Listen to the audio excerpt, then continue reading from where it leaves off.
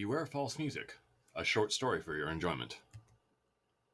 The sound of the music seemed so soothing to my soul, but I remembered as I woke and got out of bed that I had no neighbors. I lived in a secluded, wooded area. Only trees and wild animals surrounded my house.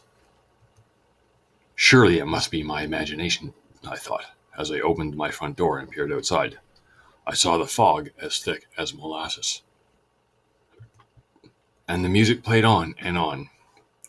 It began soft, then got louder and louder, and returned to a soft, barely audible hum, almost like monks chanting Om.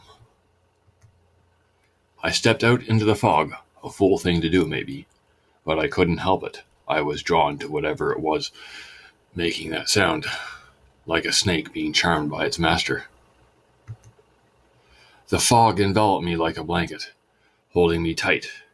It was both a warmth and a chill that rushed through me like a hurricane. It made me feel like I was floating. In actual fact, I was floating.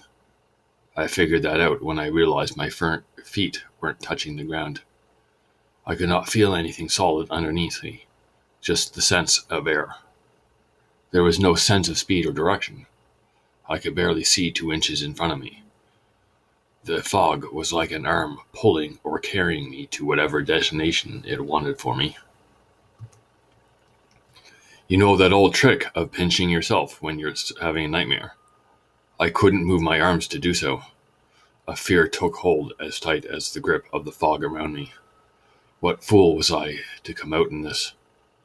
I just couldn't resist. The music seemed like it was calling out to me.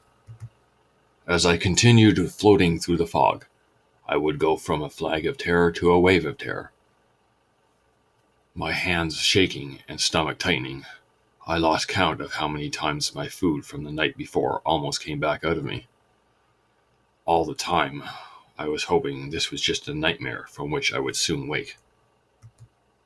But I didn't wake. I came through the fog for what seemed like an eternity.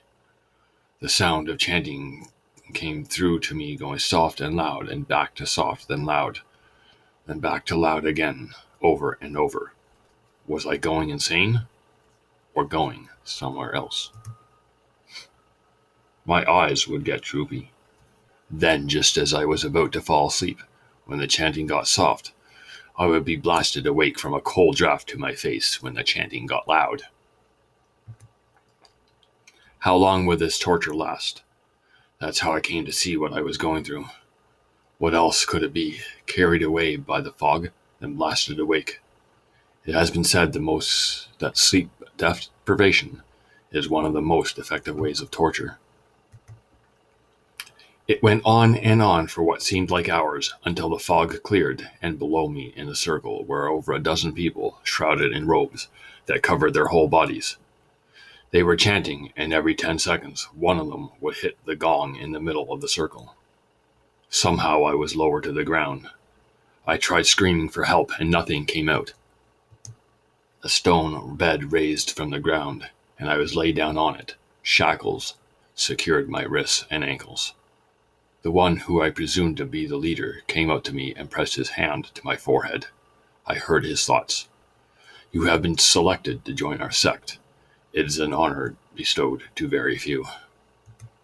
He kept his hand pressed to my head until my will to resist was vanquished, and I agreed to join them. If you liked that short story, subscribe to my channel and hit the like button. And don't forget to check out other places I've posted in the links in the description.